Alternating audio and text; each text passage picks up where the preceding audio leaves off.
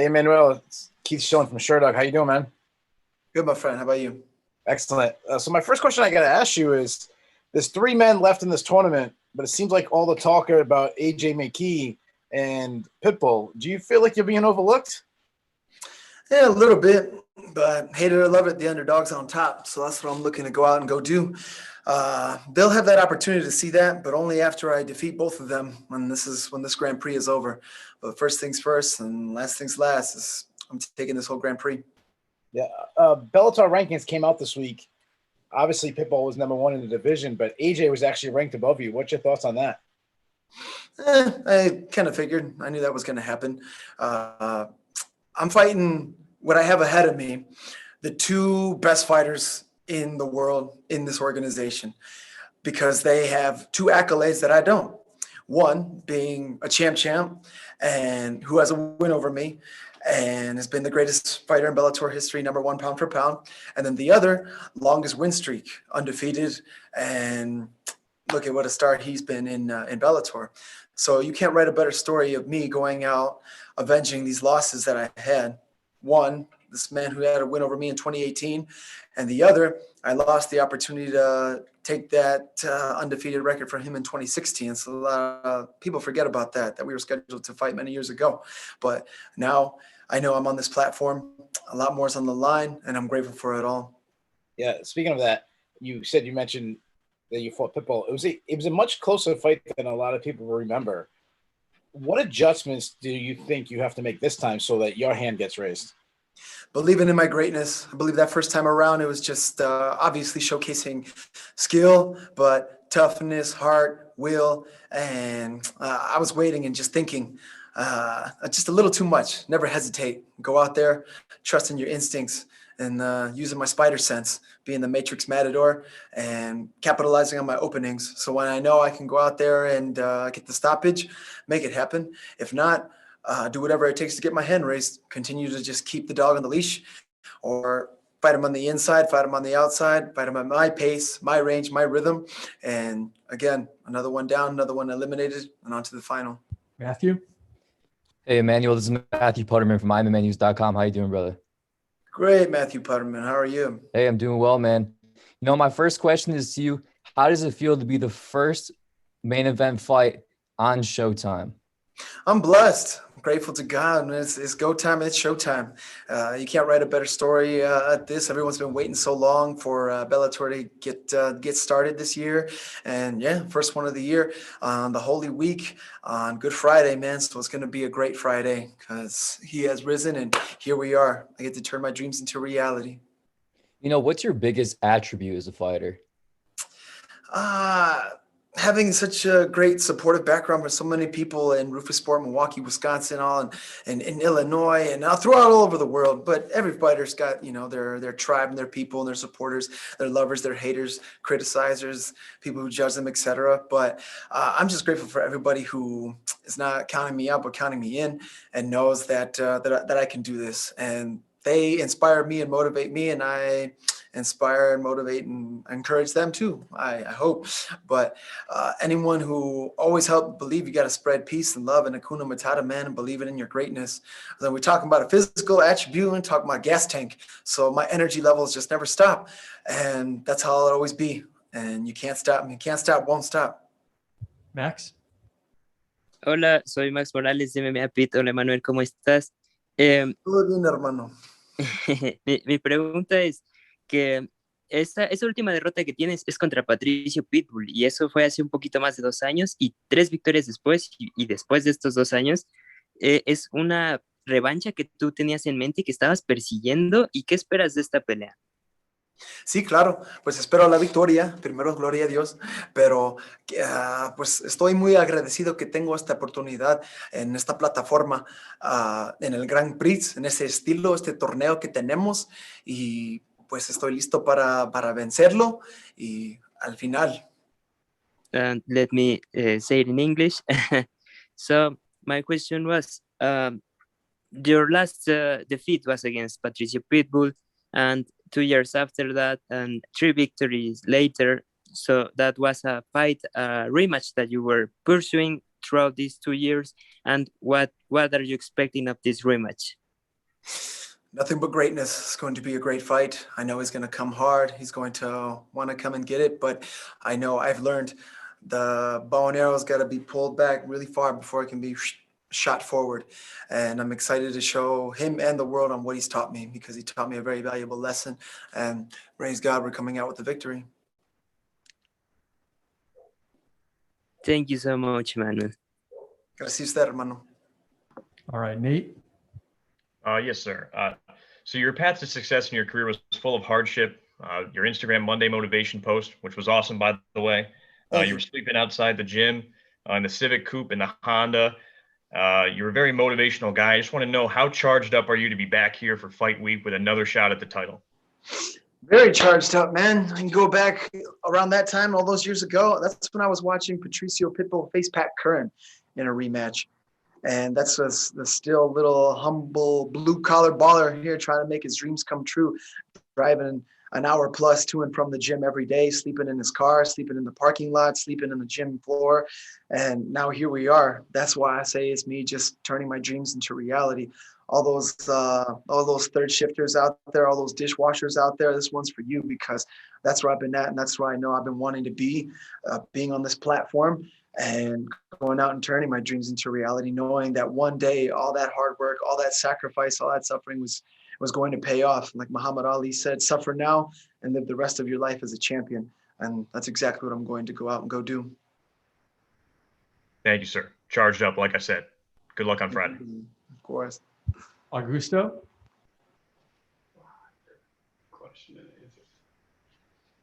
Hey, Manuel, do you hear me? Sí, claro. Oh, excellent.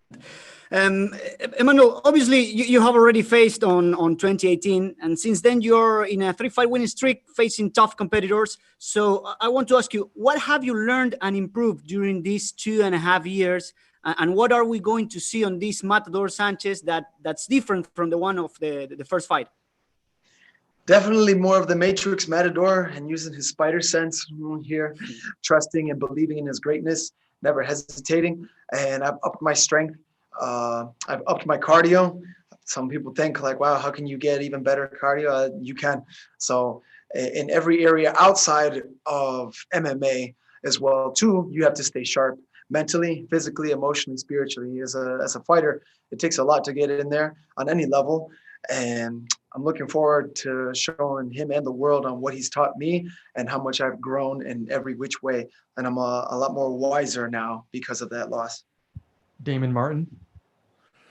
Emmanuel, kind of a two-part question. When you look back at that first fight with Pitbull, obviously it's several years ago, but kind of from your perspective, what's the biggest thing you learned about him in that fight? And what's the biggest thing you learned about yourself in that fight?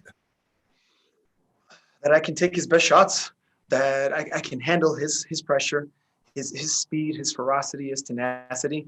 And now I know that I can really overwhelm him with mine. And of course he's grown. Of course he's rewatched our fight and rewatched my old fights recently. And obviously it's like just two lions staring across the watering hole, knowing that we're going to cross paths again. And I'm sure after I defeat him, I know we will meet again. But first things first is going to go out and show what he taught me in 2018. And I'm a much wiser fighter because of that. I'm a much stronger fighter. And whatever doesn't kill you just makes you stronger and smarter. So I've had to learn from that. As painful as it was and as difficult it was, I was motivated by him. He went out to defeat Michael Chandler, and he became the champ. And he's been dominant and showed nothing but dominance ever since. So I'm excited. I'm fighting the best pound-for-pound fighter, the best champion Bellator's ever had. And I'm looking to go out and be on top. Last one for me, when you look at Pitbull, since you fought him, he's obviously, as you mentioned, gone on to do some great things, the Chandler win, Juan Archuleta, the things he's done. But do you feel like he's that much different of a fighter than the guy you fought a few years ago? Yes and no. I'll say yes, because of course he had to evolve and he had to obviously get bigger, get stronger, get more explosive, etc. Everything they needed to do, knowing that he was going to move a weight class up, and who knows what his plans were outside of that, and what if we had no idea prior to what was going to go on with this Grand Prix. But then when this Grand Prix got started, I feel like his level of opponents, all great fighters, but they didn't really force him to change his game too much in the sense that what I bring to the table. So as great of a fighter he is, and those other great fighters as well too, had the potential to beat him in maybe their ways and their thoughts and their game plans, but they just didn't have the style to beat him. And I know I have the style and the ferocity and the gas tank to get my hand raised over him. Giancarlo? Hi, Emmanuel. Hope you're doing well. Just one question for me. In terms of preparation for this fight, do you find it more challenging thinking like, do you overthink things because of the last fight, or do you find it more calming knowing that you've already shared the cage with him? I find it more calming because I've also been cage side for his last 3 fights, getting that win over Michael Chandler, the win over Juan Archuleta, and recently the win over Pedro Carvalho. So I still see those holes and those gaps and those openings to where I know I can capitalize on and also need to watch out for so he doesn't leave my face a bloody mess. He taught me a very valuable lesson. And I know that me believing in my greatness and me growing and learning, watching him in each of those bouts, and me learning and growing from each of my bouts as well too, leading up to this moment, has what's propelled me and enabled me to evolve me to say that I can say what I'm saying right now. And I'm staying calm all the way through. I know what this man brings to the table. I know I'm fighting the best pound for pound fighter, the best Bellator champion in history. But I do also know that I can defeat him, and I have the potential to defeat him, and I will defeat him. And that's exactly what I'm looking to go out and go do, and turning my dreams into reality and on to the final. Santiago? Hola, Emmanuel. Greetings from Amsterdam, and thank you for the time. Greetings, my friend. Cheers. There are some big weeks coming up for Roufusport with 3 massive fights in just over 4 weeks. Could you share how the vibes are at the gym and what makes this gym so special according to you? Man, it's like the Bulls dynasty. That's how I feel. 91, 92, 93, 94, 95, 96. We're just going out to kill the game, and every single one of us looking out to be world champions. And it starts with me. I'm excited to start the year off. You go in a few weeks, a little after me. Then we got Sergio Pettis going in fighting for a world title. My other teammate, Anthony Pettis, his brother, is in a World Grand Prix tournament style. Other teammate, Laura Sanchez, is in a World Grand Prix tournament style. And outside of them as well, too, I have my teammate Jordan Neiman fighting on this card with me, like how we started years ago as well, too, when I had my first or second main event bout. And Rafian Stotts fighting the same card as Sergio Pettis on May 7th. So it's the winning season. We had our drought. We had our rough time. Our fights were canceled. The gym was closed down. Wisconsin was just going a ruckus. Everything was craziness, but we never lost hope. We never gave up. We stayed faithful. We stayed hungry, and now here we are. The whole team's ready to eat, and we're ready to leave a big legendary thing going on for the team and each of us as fighters as well too, for our careers and our lives. That is beautiful. Last one for me, Emmanuel. Your cardio is absolutely spectacular. In your last fight against Daniel Weichel, you weren't even breathing heavy in the 5th round. Is that cardio coming from your Mexican roots? And how much would it mean to you, Emmanuel, if you could show the Mexican people that Bellator MMA belt? I'd be the best ever, the first Mexican Bellator featherweight champion there's been.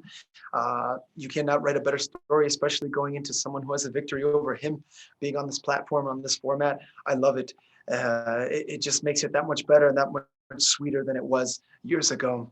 And I'm so excited to go out and show what Patricio Pitbull has taught me, and the wisdom and knowledge that I've gained from not only that fight, but also me wanting to stop Daniel Weichel. Didn't get the stoppage how I wanted, but I got to showcase a lot of other tools and weapons, and like you said, a nonstop gas tank. So yeah, that comes straight from el corazón, pura raza mexicana, and through the Mexican power, just nonstop. Since I was a kid, I've always seen my parents work 3, 4, 5 jobs.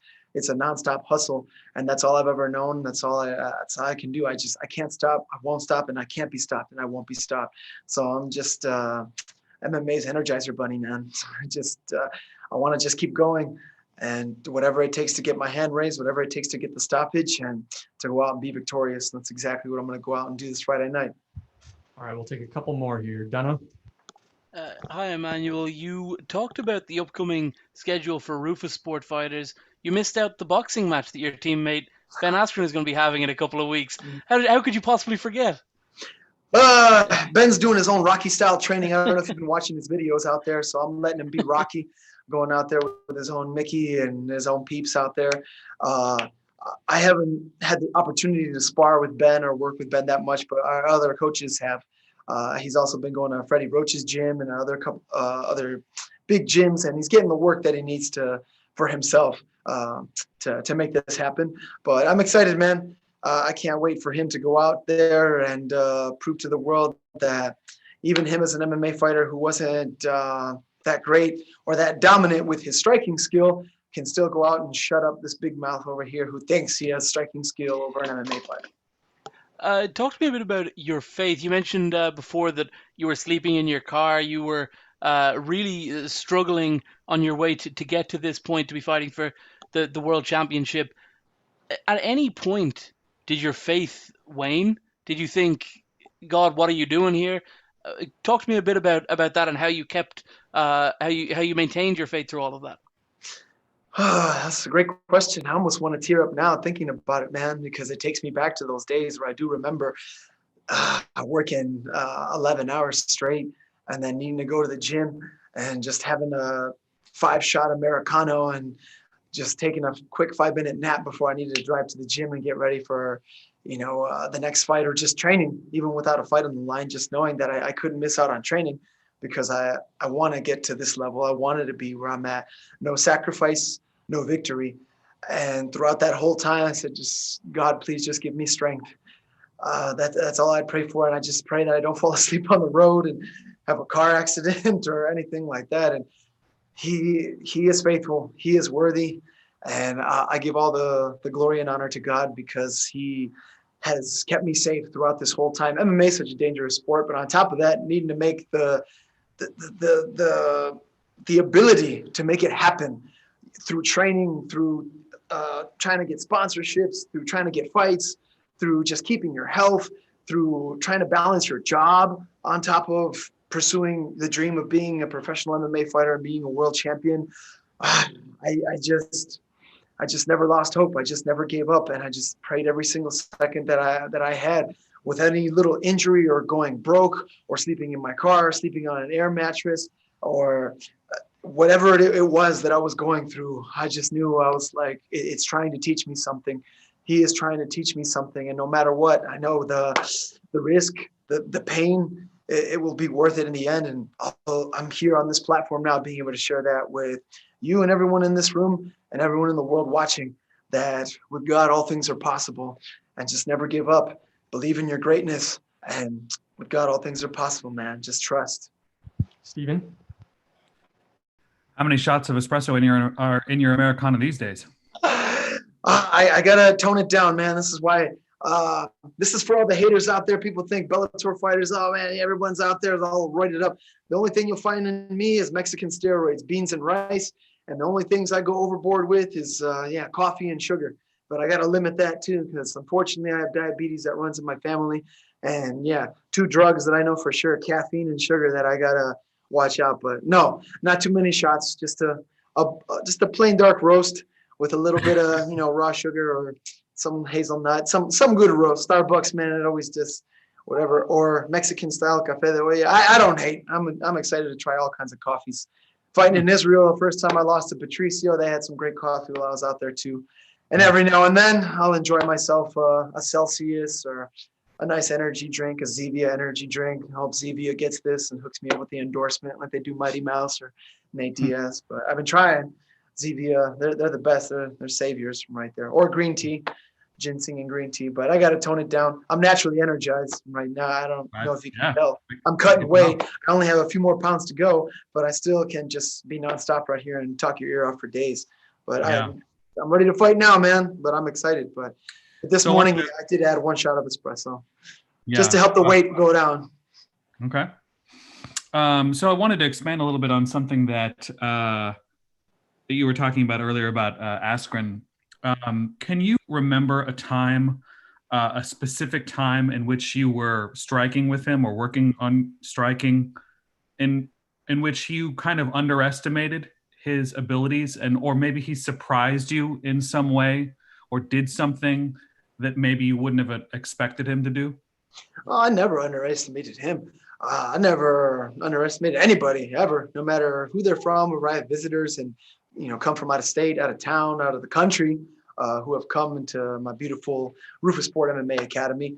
There was one time I had 5 different English accents: Australian, Irish, German, or not German, but New Zealand. I had so many different guys that were in there at the time. But the first time I remember sparring with Ben Askren, he threw a spinning back fist at me. And I was like, what the? I thought for sure, I'm like, okay, I'm just getting ready for Ben to try to, move around with me, but try to take me down. Because I'm way smaller than he is. But he threw a spinning back fist at me and was striking a little more than I expected. A lot of times you think you're going to go with someone who's predominantly a wrestler or just wants to grapple you. They're probably just going to try to walk at you or grab a hold of you to just lock horns with you and take you down.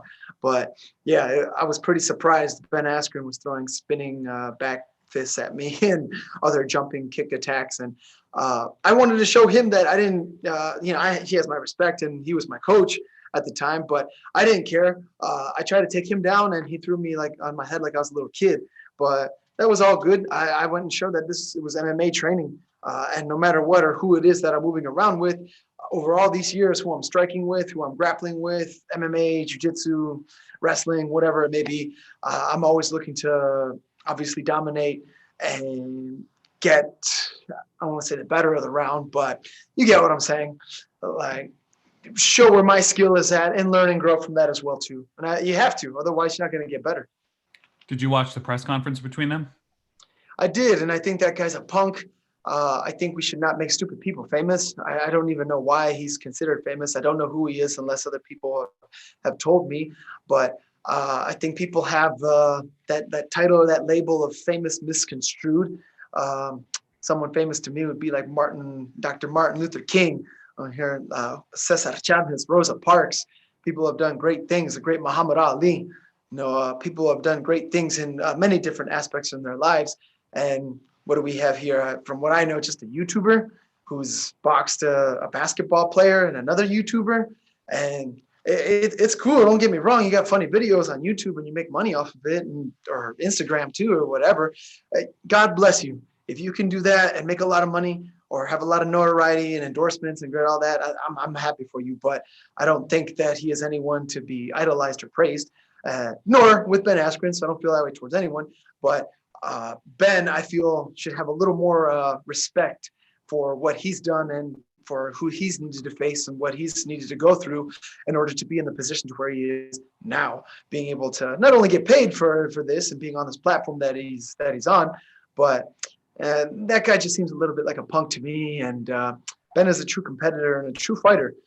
People are counting Ben out. I don't know why, but Ben's a true fighter. Whether it be boxing, wrestling, jiu-jitsu, grappling, if it's a spitting contest, whatever it would be, Ben would show up and show you what's up. So that's what a fighter does. Last question here, Tony. Emmanuel, hope you're well. You got to avenge a loss in your last fight. How much did you learn from going into that fight as a rematch that you're going to be bringing into this fight on Friday? Obviously, his strengths, his speed, his stamina, his endurance, his everything, and my own. That was my first 5-round fight. That was my first international fight. A lot was riding and going into that. I had a lot of, I feel like maybe almost put too much pressure on myself being out there the first time flying that far across the world to be able to fight and fighting such a great champion and such a dominant fighter who's shown nothing but greatness throughout his Bellator career.